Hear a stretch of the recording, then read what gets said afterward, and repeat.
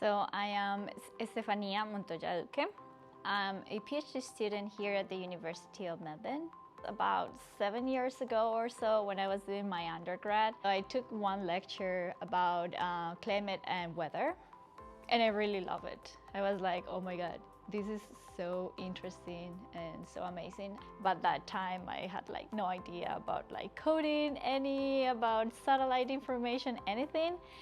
But I was so interested that I started like digging into it. At the beginning, I was extremely bad at coding. Yeah, I just continued taking a lot of lectures, and that's when I decided doing my master's in climate science. I remember once I was like, okay, this is stressing me out a lot, and I feel like music helps me a lot to relax. Let's try coding while I'm listening to music that I like. And when I started doing that, I would spend hours sitting in the computer without even noticing that I was spending that much time trying to solve a loop or something like that. And that's when I start thinking like, okay, I like this. I can enjoy music while I'm solving kind of like puzzles. Until today, I still code with music. I will just put on my earphones and I will put some music. And out of nowhere, it's been like 6 hours and I'm like, what happened here?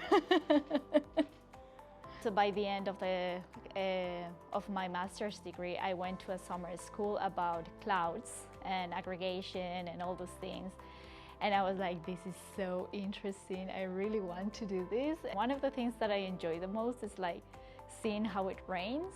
Like this footage when you see like the clouds and it starts raining and you see the dry part and the precipitating part, how it starts like overcoming everything. So I started looking for PhD positions in things that had something to do with clouds and with precipitation. And that's when I found this PhD position. The way I'm being another brick in the wall, so to speak, is because I'm helping to understand what is happening in reality, so they can improve those models, so we can have a more accurate estimate of what's going to happen to take the decisions. Just because there are certain areas where we don't fully understand how they are behaving, and by understanding better those things, we kind of like make them more precise. The first paper was kind of like successful.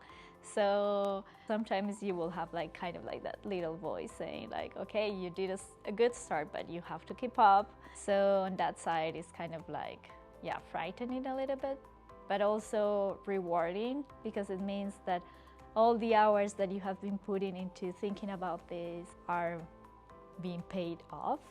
So yeah, it's exciting, but a bit scary at the same time.